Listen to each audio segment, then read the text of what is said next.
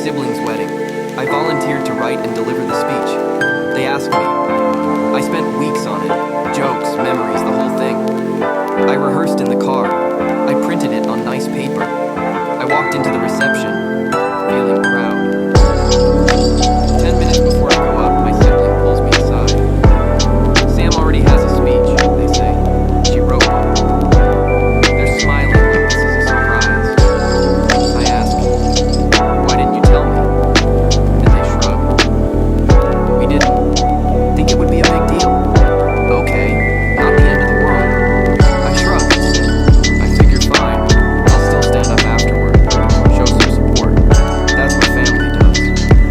Then, during dinner, my spouse, who helped me edit the speech, spots the maid of honor and overhears her say, Sam was worried about doing 2 speeches, so we asked Alex to just do a thank you. Wait, what? They asked Alex to step down. Alex being me. No one asked me. At the microphone, Sam's sister tells this long, polished, handwritten story about our childhood that completely uses the opening joke I wrote. The exact wording. The callback. The same line break I practiced with the audiences. Laugh.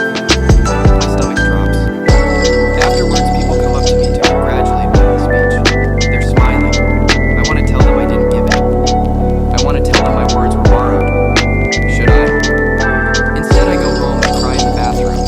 That night, I text my sibling, why did you let them take my speech? They text back, it was spontaneous. It worked better this way. Here's where the problem gets worse. At the rehearsal dinner earlier in the week, I explicitly told our sibling that I'd like to do the speech. I listed dates. I even sent the draft to be sure they liked the tone. They read it, thanked me, and said great. Now they act like it was never promised. I'm angry. I feel stolen from. It's not just the words, it's the time and the meaning. That speech had a line about my aunt who passed away and how she used to hide the good chocolate. That anecdote was personal. It felt like someone took a part of my grief and used it for applause. I confronted Sam the next day. You let them take my speech? Sam rolled their eyes. You're being dramatic. It's a wedding. People are emotional. Everyone had the same idea. They refused to apologize. Family members told me I was making too big a deal of it. So am I the asshole for being furious? Did I overreact? Or is it normal to be hurt when something you built gets handed to someone else without so much as a sorry?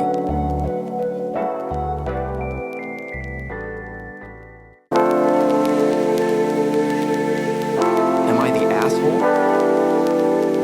My partner and I have an anniversary tradition.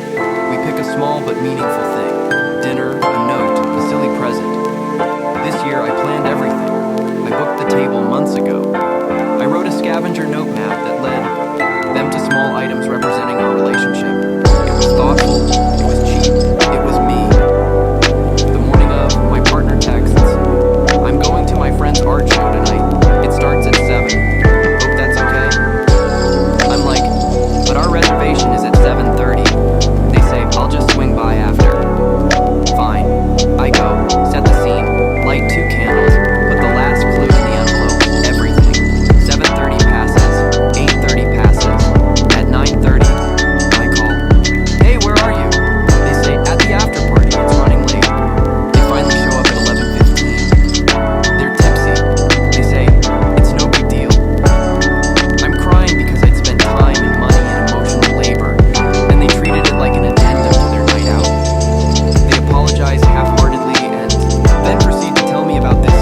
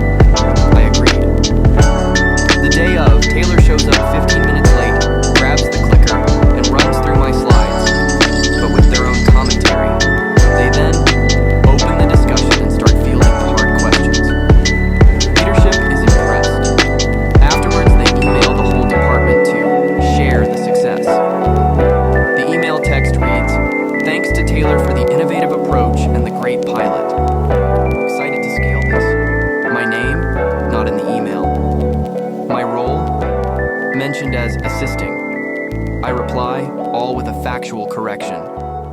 Actually, I designed and ran the pilot and authored the playbook. Taylor helped with outreach. The reply all is ignored. Taylor privately messages me. Don't make this into a thing, it'll look petty.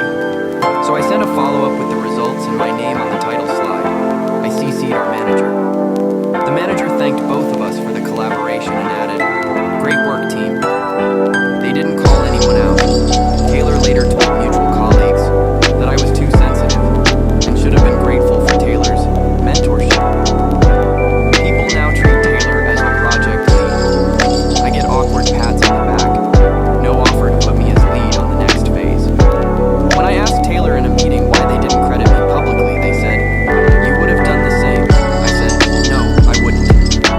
They smiled like I was being dramatic. Am I the asshole for making a fuss and insisting that management put my name as the project owner?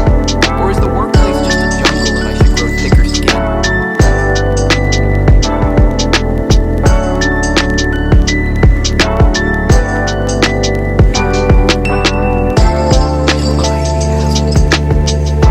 I live with a roommate, Jordan.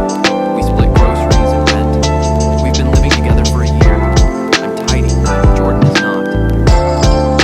Last month I had to move my mom's old music box, sentimental, not worth much, into a closet because I had people over.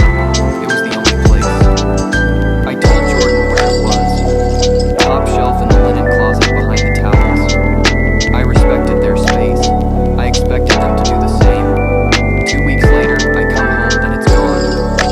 The shelf is empty. I ask Jordan. They shrug and say, "Oh, I donated a box of stuff to the shelter yesterday." I ask what they donated and they say, "Just clothes, some junk." I say, "The music box was not junk." Jordan laughs. "Relax. It was just a thing. You can buy a new one. You can't buy the same hands. You can't buy the smell of the varnish that reminded me of Sunday dinners. You can't buy my mother's handwriting scratched into the bottom of the box." I ask Jordan to look in their car, under the bed, in the trunk of their boyfriend's car. Nothing. They act like I'm making it dramatic.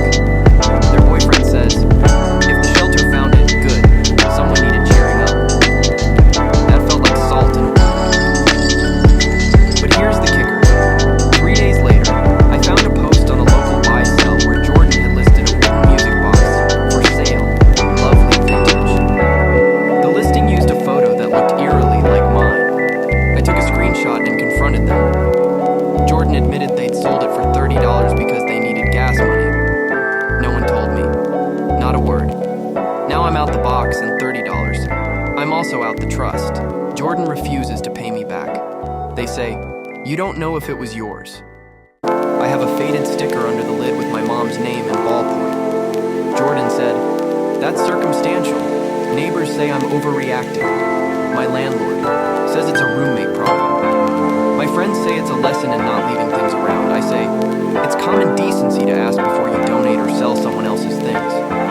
So,